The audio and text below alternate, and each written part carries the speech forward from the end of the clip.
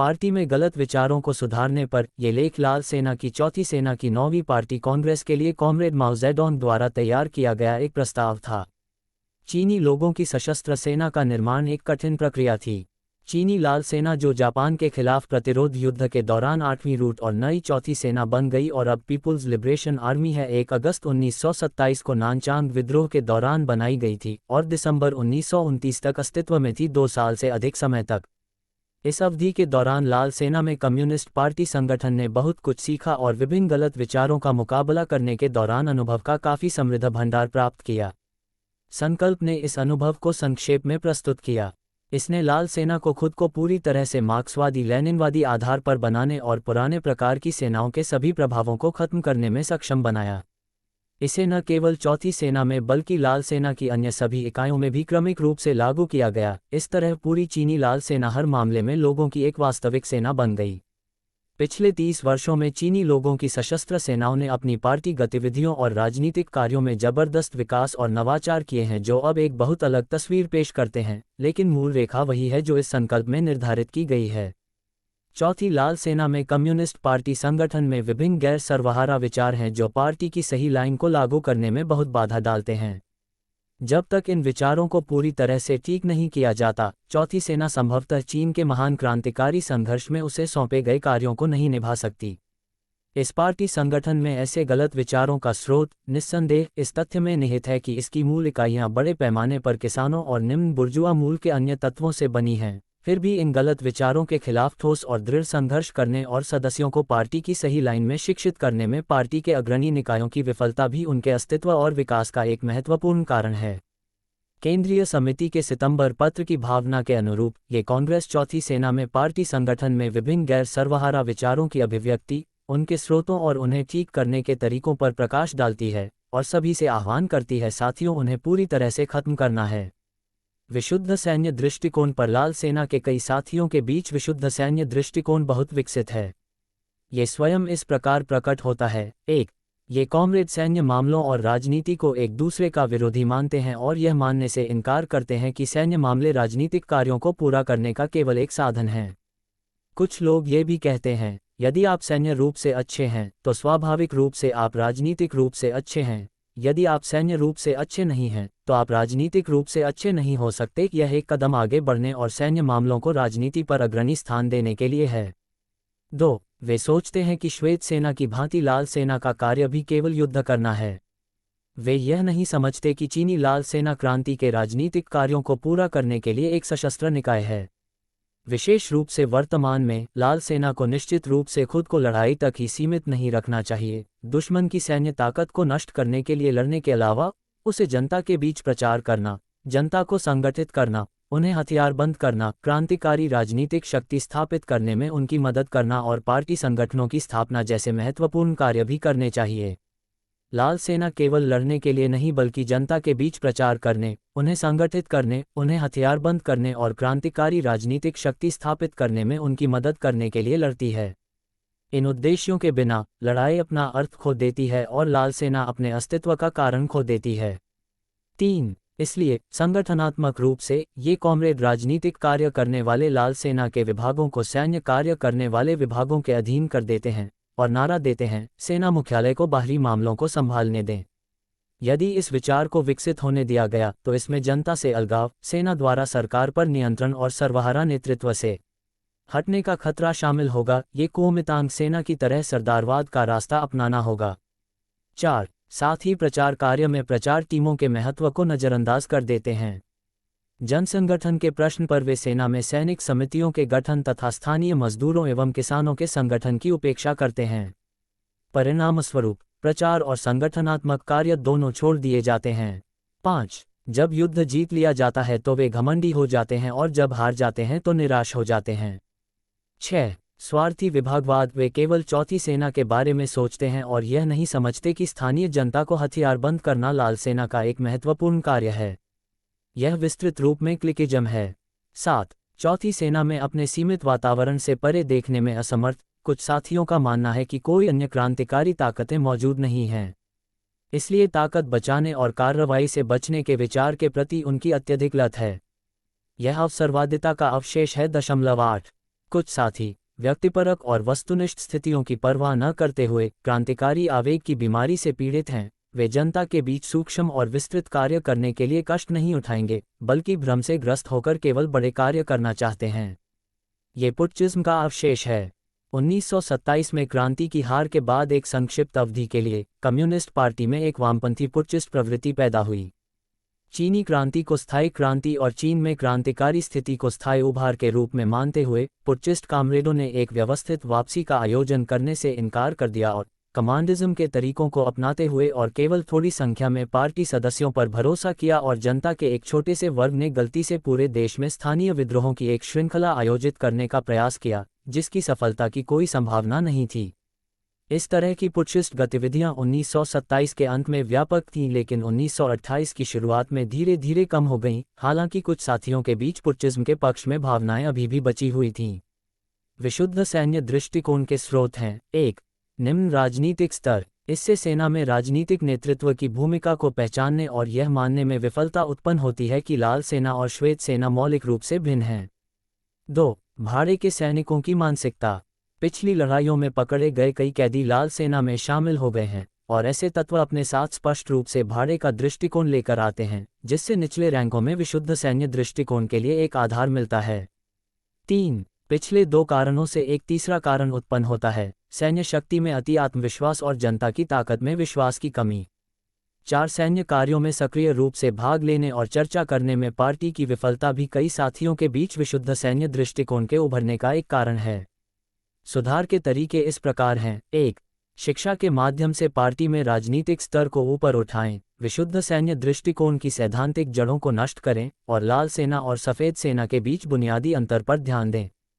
साथ ही अवसरवादिता और विद्रोहवाद के अवशेषों को खत्म करें और चौथी सेना के स्वार्थी विभागवाद को तोड़ें। 2. अधिकारियों और कर्मियों के राजनीतिक प्रशिक्षण और विशेष रूप से पूर्व कैदियों की शिक्षा को तेज करें। साथ ही जहां तक संभव हो स्थानीय सरकारों को लाल सेना में शामिल होने के लिए संघर्ष में अनुभवी श्रमिकों और किसानों का चयन करने दें। इस प्रकार संगठनात्मक रूप से कमजोर कर दिया जाएगा या यहां तक कि पूरी तरह से सैन्य दृष्टिकोण को खत्म कर दिया जाएगा। 3. पार्टी संगठनों और लाल सेना के अधिकारियों और जवानों को प्रभावित करने के लिए स्थानीय पार्टी संगठनों को लाल सेना में पार्टी संगठनों और जन राजनीतिक शक्ति के अंगों की आलोचना करने के लिए जागृत करें, ताकि वे स्वयं लाल सेना की आलोचना कर सकें। 4. पार्टी को सैन्य कार्यों में सक्रिय रूप से भाग लेना चाहिए और उस पर चर्चा करनी चाहिए। सभी कार्यों को कार्यकर्ताओं द्वारा किए जाने से पहले पार्टी द्वारा चर्चा और निर्णय लिया जाना चाहिए। 5. लाल सेना के नियम और विनियम बनाएं जो उसके कार्यों, उसकी सेना और उसके राजनीतिक तंत्र के बीच संबंध, लाल सेना और जनता के बीच संबंध, और सैनिकों की समितियों और उनकी शक्तियों और कार्यों को स्पष्ट रूप से परिभाषित करें। सैन्य और राजनीतिक संगठनों के साथ संबंध। अल्ट्रा डेमोक्रेसी पर जब से लाल सेना की चौथी सेना ने केंद्रीय समिति के निर्देशों को स्वीकार किया, अति लोकतंत्र की अभिव्यक्तियों में भारी कमी आई है। उदाहरण के लिए, पार्टी के निर्णय अब काफ़ी अच्छे ढंग से किए जाते हैं और अब कोई भी ऐसी गलत मांग नहीं उठाता है कि लाल सेना को नीचे से ऊपर तक लोकतांत्रिक केंद्रवाद लागू करना चाहिए या पहले निचले स्तरों को सभी समस्याओं पर चर्चा करने देना चाहिए और फिर उच्च स्तरों को निर्णय लेने देना चाहिए। वास्तव में, हालांकि ये कमी केवल अस्थायी और सतही है और इसका मतलब यह नहीं है कि अति लोकतांत्रिक विचारों को पहले ही समाप्त कर दिया गया है। दूसरे शब्दों में, अति लोकतंत्र अभी भी कई साथियों के मन में गहरी जड़ें जमाए हुए है। पार्टी के निर्णयों को क्रियान्वित करने में अनिच्छा की विभिन्न अभिव्यक्तियां देखें। सुधार के तरीके इस प्रकार हैं। 1. सिद्धांत के क्षेत्र में अतिलोकतंत्र की जड़ों को नष्ट कर दो। सबसे पहले ये बताया जाना चाहिए कि अति लोकतंत्र का खतरा इस तथ्य में निहित है कि यह पार्टी संगठन को नुकसान पहुंचाता है या पूरी तरह से बर्बाद कर देता है और पार्टी की लड़ने की क्षमता को कमजोर कर देता है या पूरी तरह से कमजोर कर देता है, जिससे पार्टी अपने लड़ने के कार्यों को पूरा करने में असमर्थ हो जाती है और इस तरह क्रांति की हार का कारण। इसके बाद ये बताया जाना चाहिए कि अति लोकतंत्र का स्रोत निम्न पूंजीपति वर्ग की अनुशासन के प्रति व्यक्तिवादी घृणा है। जब इस विशेषता को पार्टी में लाया जाता है तो ये राजनीतिक और संगठनात्मक रूप से अति लोकतांत्रिक विचारों में विकसित हो जाती है। ये विचार सर्वहारा वर्ग के संघर्षात्मक कार्यों के साथ बिल्कुल असंगत हैं। 2. संगठन के क्षेत्र में केंद्रीकृत मार्गदर्शन के तहत लोकतंत्र सुनिश्चित करें। इसे निम्नलिखित पंक्तियों में किया जाना चाहिए। एक खुद को नेतृत्व के केंद्र के रूप में स्थापित करने के लिए पार्टी के अग्रणी निकायों को समस्याएं आने पर सही मार्गदर्शन और दयालु समाधान देना चाहिए। 2 उच्च निकायों को जनता के जीवन और निचले निकायों की स्थिति से परिचित होना चाहिए ताकि सही मार्गदर्शन के लिए एक उद्देश्यपूर्ण आधार हो। 3 किसी भी पार्टी संगठन को किसी भी स्तर पर समस्याओं के समाधान में आकस्मिक निर्णय नहीं लेना चाहिए। एक बार किसी निर्णय पर पहुंचने के बाद उसे दृढ़ता से लागू किया जाना चाहिए। 4 पार्टी के उच्च निकायों द्वारा किए गए किसी भी महत्व के सभी निर्णयों को तुरंत निचले निकायों और पार्टी रैंक और फाइल को प्रेषित किया जाना चाहिए। इसका तरीका कार्यकर्ताओं की बैठकें या पार्टी शाखाओं या यहां तक कि स्तंभों की सामान्य सदस्यता बैठकें बुलाना है जब परिस्थितियां अनुमति देती हैं और लोगों को ऐसी बैठकों में रिपोर्ट बनाने के लिए नियुक्त करना है। संगठन की गुरिल्ला प्रणाली में एक स्तंभ नियमित सेना में एक डिवीजन के अनुरूप होता था, जिसका पूरक बहुत अधिक लचीला होता था और आमतौर पर नियमित डिवीजन की तुलना में बहुत छोटा होता था। 5 पार्टी के निचले निकायों और पार्टी रैंक और फाइल को उच्च निकायों के निर्देशों पर विस्तार से चर्चा करनी चाहिए ताकि उनके अर्थ को पूरी तरह से समझा जा सके और उन्हें लागू करने के तरीकों पर निर्णय लिया जा सके। संगठनात्मक अनुशासन की उपेक्षा पर चौथी सेना में पार्टी संगठन में संगठनात्मक अनुशासन की उपेक्षा इस प्रकार प्रकट होती है। 1. अल्पमत का बहुमत के सामने समर्पण करने में विफलता। उदाहरण के लिए, जब कोई अल्पसंख्यक अपने प्रस्ताव को अस्वीकार पाता है तो वह ईमानदारी से पार्टी के निर्णयों का पालन नहीं करता है। सुधार के तरीके इस प्रकार हैं। 1. बैठकों में सभी प्रतिभागियों को यथासंभव पूर्ण रूप से अपनी राय व्यक्त करने के लिए प्रोत्साहित किया जाना चाहिए। किसी भी विवाद में सही और गलत को बिना किसी समझौते या दिखावे के स्पष्ट किया जाना चाहिए। स्पष्ट निष्कर्ष पर पहुंचने के लिए जो बात एक बैठक में तय नहीं हो सकती, उस पर दूसरी बैठक में चर्चा की जानी चाहिए, बशर्ते काम में कोई हस्तक्षेप न हो। 2. पार्टी अनुशासन की एक आवश्यकता यह है कि अल्पसंख्यक को बहुमत के प्रति समर्पण करना चाहिए। यदि अल्पमत के विचार को अस्वीकार कर दिया गया है तो उसे बहुमत द्वारा पारित निर्णय का समर्थन करना चाहिए। यदि आवश्यक हो तो वह अगली बैठक में निर्माता को पुनर्विचार के लिए ला सकती है, लेकिन इसके अलावा उसे किसी भी तरह से निर्णय के विरुद्ध कार्य नहीं करना चाहिए। b. संगठनात्मक अनुशासन की परवाह किए बिना की गई आलोचना। 1. पार्टी के भीतर की आलोचना पार्टी संगठन को मजबूत करने और उसकी लड़ने की क्षमता बढ़ाने का एक हथियार है। हालांकि लाल सेना के पार्टी संगठन में आलोचना हमेशा इस चरित्र की नहीं होती है और कभी कभी व्यक्तिगत हमले में बदल जाती है। परिणामस्वरूप इससे पार्टी संगठन के साथ साथ व्यक्तियों को भी नुकसान होता है। ये निम्न बुर्जुआ व्यक्तिवाद की अभिव्यक्ति है।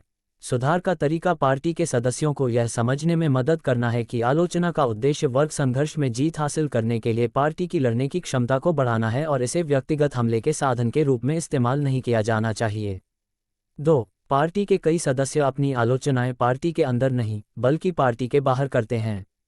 इसका कारण यह है कि सामान्य सदस्यता ने अभी तक पार्टी संगठन, इसकी बैठकें आदि के महत्व को नहीं समझा है और संगठन के अंदर और बाहर की आलोचना के बीच कोई अंतर नहीं देखता है।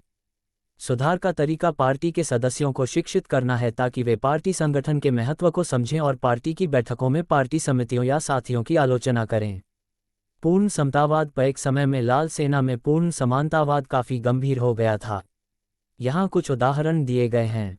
घायल सैनिकों को भत्ते के मामले में हल्के और गंभीर मामलों में अंतर करने पर आपत्ति जताई गई और सभी के लिए समान भत्ते की मांग उठाई गई।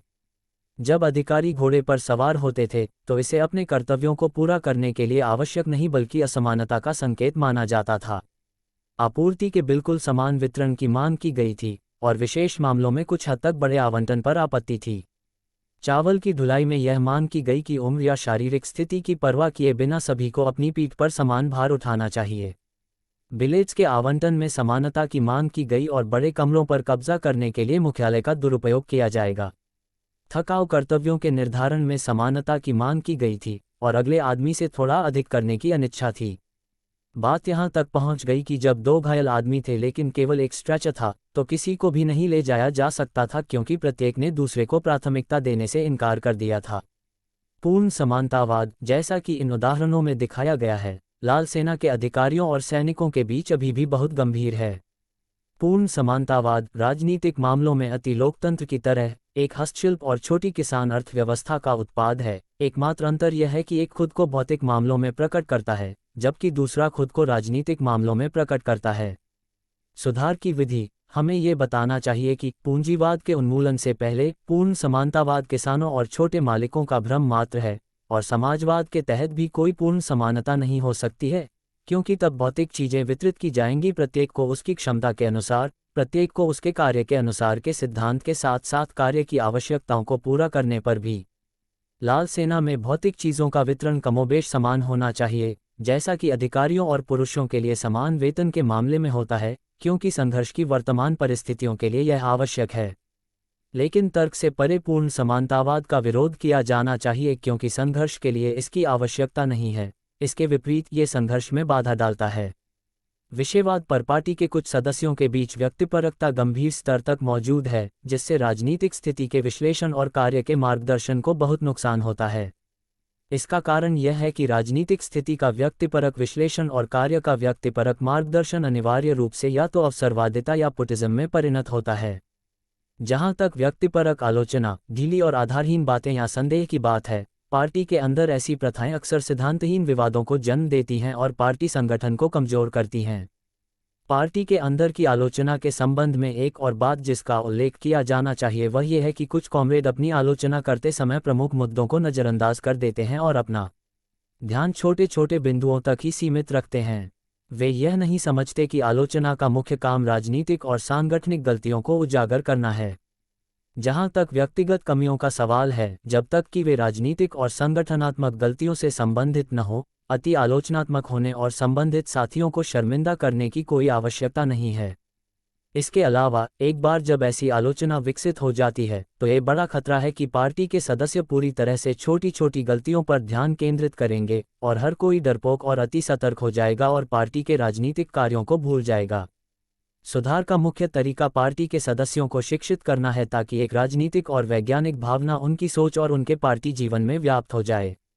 इस उद्देश्य के लिए हमें एक पार्टी सदस्यों को व्यक्तिपरक विश्लेषण और मूल्यांकन करने के बजाय राजनीतिक स्थिति का विश्लेषण करने और वर्ग ताकतों का मूल्यांकन करने में मार्क्सवादी लेनिनवादी पद्धति को लागू करना सिखाना चाहिए। दो पार्टी के सदस्यों का ध्यान सामाजिक और आर्थिक जांच और अध्ययन की ओर निर्देशित करें, ताकि संघर्ष की रणनीति और काम के तरीकों को निर्धारित किया जा सके और साथियों को यह समझने में मदद मिल सके कि वास्तविक स्थितियों की जांच के बिना वे कल्पना के गड्ढे में गिर जाएंगे और पुटचिज्म। और 3 आंतरिक पार्टी आलोचना में व्यक्तिपरकता, मनमानी और आलोचना की अश्लीलता से बचाव करें। बयान तथ्यों पर आधारित होने चाहिए और आलोचना राजनीति पर केंद्रित होनी चाहिए।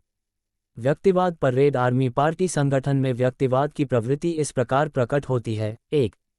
प्रतिशोध। कुछ कॉमरेड एक सैनिक कॉमरेड द्वारा पार्टी के अंदर आलोचना किए जाने के बाद पार्टी के बाहर जवाबी कार्रवाई करने के अवसरों की तलाश में रहते हैं, और इसका एक तरीका संबंधित कॉमरेड को पीटना या दुर्व्यवहार करना है। वे पार्टी के भीतर भी जवाबी कार्रवाई करना चाहते हैं। आपने इस बैठक में मेरी आलोचना की है, इसलिए मैं अगली बैठक में आपको भुगतान करने का कोई तरीका ढूंढूंगा। इस तरह का प्रतिशोध पूरी तरह से व्यक्तिगत विचारों, वर्ग और समग्र रूप से पार्टी के हितों की उपेक्षा से उत्पन्न होता है। इसका लक्ष्य शत्रु वर्ग नहीं, बल्कि हमारे ही वर्ग के व्यक्ति हैं। यह एक संक्षारक है जो संगठन और उसकी लड़ने की क्षमता को कमजोर करता है।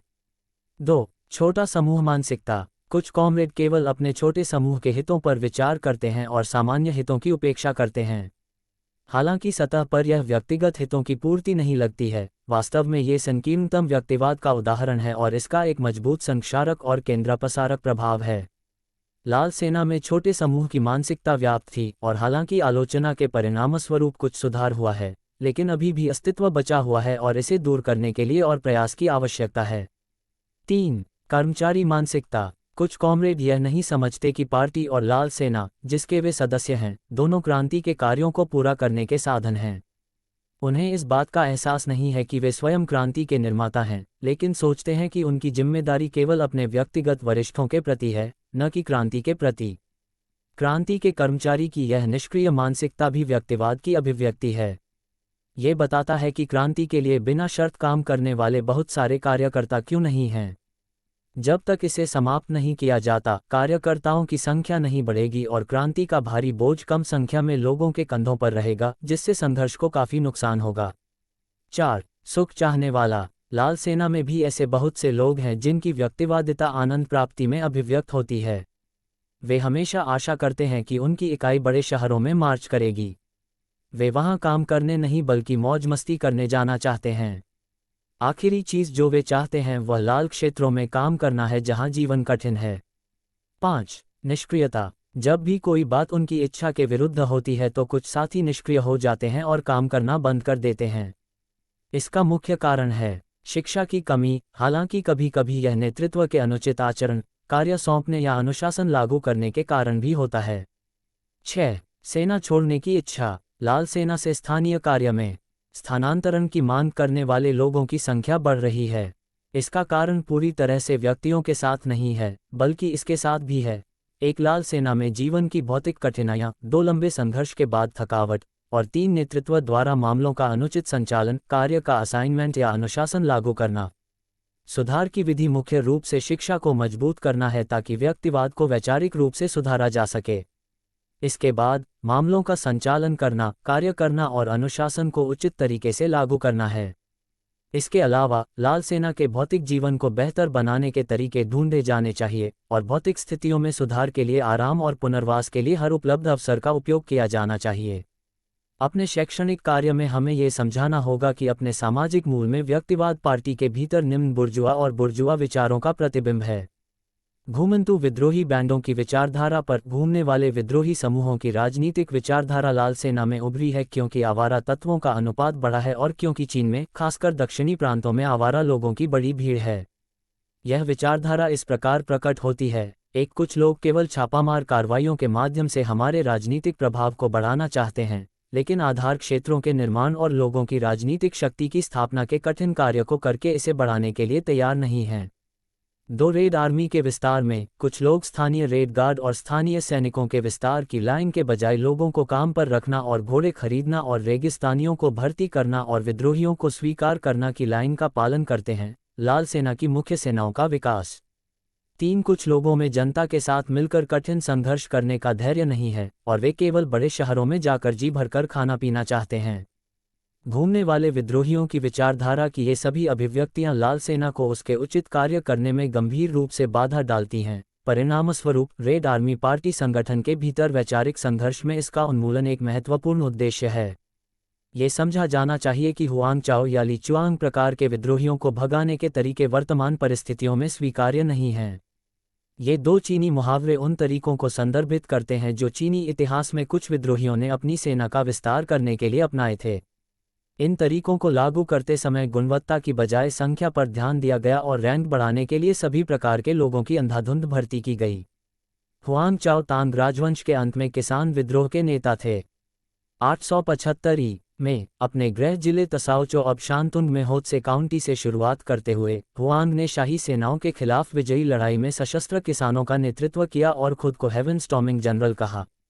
1 दशक के दौरान वह पीली, यांगत्से, हुआई और पल नदी घाटियों के अधिकांश प्रांतों में बह गया और क्वांगसी तक पहुंच गया। अंततः उसने तुंगकुआन दर्रे को तोड़ दिया, शाही राजधानी चांगान अब शेंसी में सियान पर कब्जा कर लिया और उसे ची के सम्राट का ताज पहनाया गया। तांग बलों के गैर हान आदिवासी सहयोगियों द्वारा आंतरिक असंतोष और हमलों ने हुआंग को चांगान को छोड़ने और अपने मूल जिले में वापस जाने के लिए मजबूर किया, जहां उन्होंने आत्महत्या कर ली। उनके द्वारा लड़ा गया 10 वर्षों का युद्ध चीनी इतिहास के सबसे प्रसिद्ध किसान युद्धों में से एक है। राजवंशीय इतिहासकारों का कहना है कि भारी करों और लगान से पीड़ित सभी लोग उनके पास आ गए, लेकिन चूंकि उन्होंने अपेक्षाकृत समेकित आधार क्षेत्रों की स्थापना किए बिना केवल घूमने वाले युद्ध जारी रखे थे, इसलिए उनकी सेनाओं को घूमने वाले विद्रोही बैंड कहा जाता था। ली चुआंग, ली तजू चेंग के लिए संक्षिप्त राजा चुआंग डेयर ऑल किंग, मिची, उत्तरी शेंसी के मूल निवासी, एक किसान विद्रोह के नेता थे जिसके कारण मिंग राजवंश को उखाड़ फेंका गया था। विद्रोह पहली बार 1628 में उत्तरी शेंसी में शुरू हुआ। लीकाओ यंग हसियांग के नेतृत्व वाली सेना में शामिल हो गए और होनान और अनवेई से होते हुए वापस शेंसी तक अभियान चलाया। 1636 में काओ की मृत्यु के बाद ली उनके उत्तराधिकारी बने, राजा चुआंग बने और शेंसी, सेचुआन, होनान और हुपे प्रांतों में और बाहर अभियान चलाया। अंततः उन्होंने 1644 में पेकिंग की शाही राजधानी पर कब्जा कर लिया, जिसके बाद अंतिम मिंग सम्राट ने आत्महत्या कर ली। उन्होंने जनता के बीच जो मुख्य नारा फैलाया वह था, राजा चुआंग का समर्थन करो और अनाज कर नहीं दो। अपने लोगों के बीच अनुशासन लागू करने के लिए उनका एक और नारा था, किसी भी हत्या का मतलब मेरे पिता की हत्या है, किसी भी बलात्कार का मतलब मेरी माँ का अपमान है। इस प्रकार उन्होंने जनता का समर्थन हासिल कर लिया और उनका आंदोलन पूरे देश में भड़के किसान विद्रोहों की मुख्य धारा बन गया। चूंकि वह भी अपेक्षाकृत समेकित आधार क्षेत्रों की स्थापना किए बिना घूमता रहा, अंततः उसे मिंग जनरल वू सेनकुई ने हरा दिया, जिसने ली पर संयुक्त रूप से चिंग सैनिकों के साथ मिलीभगत की थी। सुधार के तरीके इस प्रकार हैं: 1. शिक्षा को तेज करें, गलत विचारों की आलोचना करें और घूमने वाले विद्रोही समूहों की विचारधारा को मिटा दें।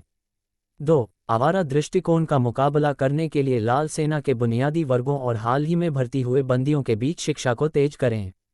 3. संघर्ष में अनुभवी सक्रिय श्रमिकों और किसानों को लाल सेना में शामिल करें ताकि इसकी संरचना को बदल दिया जा सके।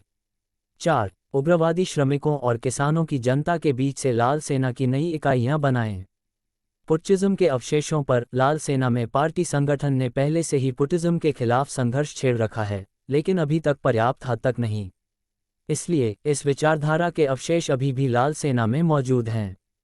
उनकी अभिव्यक्तियां हैं: 1. व्यक्तिपरक और वस्तुनिष्ठ स्थितियों की परवाह किए बिना अंधकार रवाई। 2. शहरों के लिए पार्टी की नीतियों का अपर्याप्त और असंयमित अनुप्रयोग। 3. ढीला सैन्य अनुशासन, विशेषकर हार के क्षणों में। 4. कुछ इकाइयों द्वारा घर जलाने की हरकतें। और 5. भगोड़ों को गोली मारने और शारीरिक दंड देने की प्रथाएं, जिनमें से दोनों में विद्रोह की बू आती है।